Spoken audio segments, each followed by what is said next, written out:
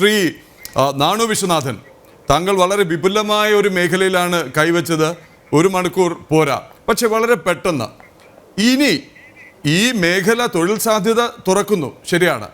ഈ പുറം നാടുകളിൽ ജോലി ചെയ്യുന്നവർക്ക് ഒരുപാട് മേഖലകളിൽ ഇവിടെ തൊഴിൽ സാധ്യത തെളിയുന്നു, ശരിയാണ്. ഇതിനൊക്കെ സമയമെടുക്കും. പക്ഷേ അവിടെ ഒരുപാട് ചോദ്യങ്ങളാണ് ഇതിൽ വരുന്നത്.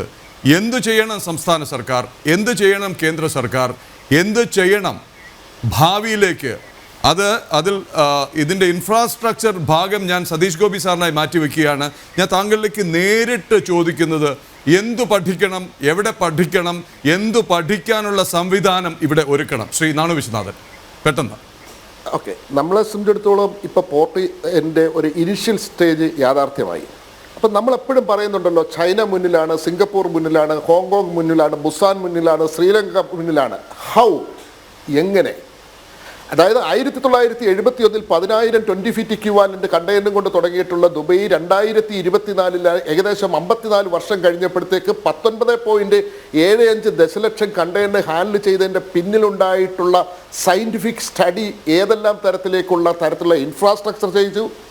എഡ്യൂക്കേഷൻ സെക്ടേഴ്സ് കൊണ്ടുവരണം, നമുക്ക് ലോജിസ്റ്റിക്സ് പാർക്ക് വേണം, ഇൻഡസ്ട്രിയൽ പാർക്ക് വേണം, വെയർഹൗസ് പാർക്കുകൾ വേണം. അതുപോലെ തന്നെ ഒരു കൺകറന്റ് ലിസ്റ്റിനകത്തിലും യൂണിയൻ ലിസ്റ്റിനകത്തിലും വരുന്ന പോർട്ട് ട്രസ്റ്റുകളുടെ കീഴിൽ വരുന്നതും സ്റ്റേറ്റിൻ്റെ നോൺ മേജർ പോർട്ടുകളിലേക്കൂടെ കണക്ട് ചെയ്ത് കൊണ്ടുവരുന്ന സാഗർമാല, ഭാരത്മാല, ഇന്ത്യയുടെ logistics policy, maritime vision, coastal shipping, port, ഇതിനെയെല്ലാം കമ്പൈൻഡ് ചെയ്ത് അതാത് മേഖലയ്ക്ക് ആവശ്യമായിട്ടുള്ള വിദ്യാഭ്യാസം, കാർഗോ ഉൽപ്പാദനത്തിന് വേണ്ട കാര്യങ്ങൾ, ഡോക്യുമെൻറ്റേഷന്, കസ്റ്റംസ് ഇല്ലാതെ ഇത് മുന്നോട്ട് കൊണ്ടുപോകാൻ പറ്റത്തില്ല. കസ്റ്റംസ്, സമുദ്ര നിയമങ്ങൾ, ഇതെല്ലാ കാര്യങ്ങൾ, നേവി, നാവിഗേഷൻ, മറൈൻ ഇൻഷുറൻസ്, എല്ലാ മേഖലകളും, ഓരോ മേഖലകളെയും, കാർഗോയെയും, പാക്കിങ്ങിനെയും, മാർക്കിങ്ങിനെയും, ലാഷിങ്ങിനെയും, സെക്യൂറിങ്ങിനെയും, ഓരോ മേഖലയെയും കൃത്യമായിട്ട് ഐഡൻറ്റിഫൈ ചെയ്ത് നമ്മൾ ലോകരാജ്യങ്ങളിലേക്ക് കട്ട്രോട്ട് കോമ്പറ്റീഷനിലേക്ക് നമ്മുടെ സമൂഹം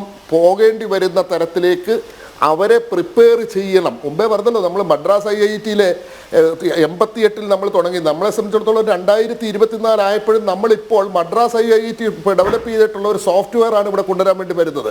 ഇവിടെ നമ്മുടെ പോർട്ടിലേക്കുള്ള ഷിപ്പ് ടു ഷോറും ക്രെയിനും ഗാൻഡ്രി ക്രെയിനും പിന്നെ ഫോർക്ക് ലിഫ്റ്റും സ്ട്രെഡേഴ്സ് ഹാൻഡിൽ ചെയ്യാൻ നമ്മുടെ എഞ്ചിനീയറിംഗ് കോളേജിൽ എവിടെയാണ്? ITIയിലോ നമ്മുടെ എഞ്ചിനീയറിംഗ് കോളേജിലോ പോളിടെക്നിക്കിലോ നമ്മൾ എന്തെങ്കിലും വിദ്യാഭ്യാസം സ്റ്റാർട്ട് ചെയ്തോ? അഗ്രികൾച്ചറും റിലേറ്റഡ് ആയിട്ടുള്ള പ്രോഡക്റ്റുകൾ കൊണ്ടുവരാൻ വേണ്ടി നമ്മുടെ അഗ്രികൾച്ചർ യൂണിവേഴ്സിറ്റിയെ നമ്മൾ തയ്യാറാക്കിയോ? നമ്മുടെ വെറ്റിനറി യൂണിവേഴ്സിറ്റികളെ നമ്മൾ തയ്യാറാക്കുന്നുണ്ടോ? എത്ര പാക്കിംഗ് ഇൻഡസ്ട്രിയും, മാർക്കിംഗ് ഇൻഡസ്ട്രിയും, ലേബലിംഗ് ഇൻഡസ്ട്രിയും, ട്രാൻസ്പോർട്ടേഷൻ ഇൻഡസ്ട്രിയും നമ്മൾ എത്രമാത്രം കൊണ്ടുവന്നിട്ടുണ്ട്? കാർഗോ സ്റ്റഫ് ചെയ്യുന്നതിൻ്റെയും കണ്ടെയ്നറൈസേഷനെയും കണ്ടെയ്നർ ലോഡ് ചെയ്യുന്നതിൻ്റെയും പോർട്ട് ഹാൻഡിൽ ചെയ്യുന്നതിൻ്റെയും നമ്മൾ എവിടെ പഠിപ്പിക്കുന്നുണ്ട്? അപ്പം നമ്മളെ സംബന്ധിച്ചിടത്തോളം നമ്മൾ പെരിഫറലായിട്ട് കണ്ടിട്ട് അന്താരാഷ്ട്ര വ്യാപാരം ഇവിടത്തേക്ക് കയറി വരും എന്ന് പറഞ്ഞാൽ 20 ലക്ഷം കണ്ടെയ്നർ ഹാൻഡിൽ ചെയ്തിട്ടുള്ള ലോകരാജ്യങ്ങളുടെ പോർട്ടിൻ്റെ മൾട്ടിപ്പിൾ തലത്തിൽ എനിക്കത് പെട്ടെന്ന് വിശ്വസിക്കാൻ പറ്റത്തില്ല. ഇവിടെ ഞാൻ വെക്കുന്ന ഒരു നിർദ്ദേശം, ആദ്യം ചെയ്യപ്പെടേണ്ട ഏറ്റവും പ്രധാനപ്പെട്ട കാര്യം, മാരിടൈം സെക്ടറിൻ്റെ മൾട്ടിപ്പിൾ തലത്തെ അറിയാവുന്നവരെ ഉൾപ്പെടുത്തിക്കൊണ്ട് ആദ്യം state maritime service, Kerala administrative service എന്ന തലത്തിൽ ഫുൾ ടൈമായിട്ട് മാരിടൈമിൻ്റെ എല്ലാ വശങ്ങളെയും ഒപ്പിയൊടുപ്പത്തക്ക തരത്തിൽ കേരളത്തിൽ കേരള മാരിടൈം സർവീസ് തുടങ്ങുകയും ഇന്ത്യയിൽ തന്നെ ഇന്ത്യ ഗവൺമെൻറ് വെക്കുന്ന ഏറ്റവും ബൃഹത്തായിട്ടുള്ള blue economy multiple sector of maritime mission 2013-2047 നടപ്പിലാക്കത്തക്ക തരത്തിൽ ഇന്ത്യൻ മാരിടൈം സർവീസ് IAS മാതിരി ഇന്ത്യൻ മാരിടൈം സർവീസ് നമ്മൾ തുടങ്ങി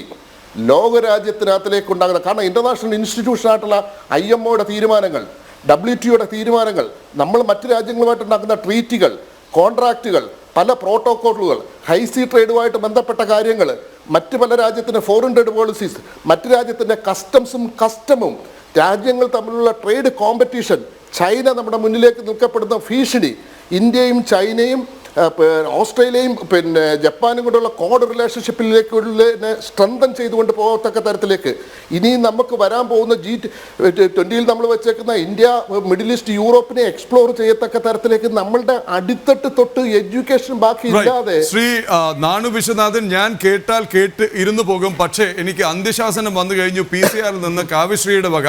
നമുക്കിനി പറഞ്ഞത് 1 മിനിറ്റേ ഉള്ളൂ, 2 മിനിറ്റ് കൂടി ഞാൻ എടുക്കുകയാണ്. ഈ പറയുന്ന ഓരോരുത്തരുമായിട്ടും പ്രത്യേകം തന്നെ നമുക്ക് സംസാരിക്കാം, അത് പ്രേക്ഷകർക്ക് മുന്നിൽ എത്തിക്കാം.